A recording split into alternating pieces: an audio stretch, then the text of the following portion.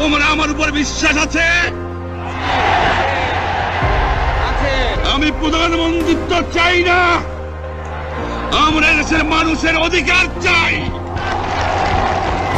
আর যদি একটা গুলি চলে, আর যদি আমার লোকের উপর হত্যা করা হয়, তোমাদের উপর কাছে আমার অনুরোধ রইল, প্রত্যেক ঘরে ঘরে দুর্গ করে তোলো।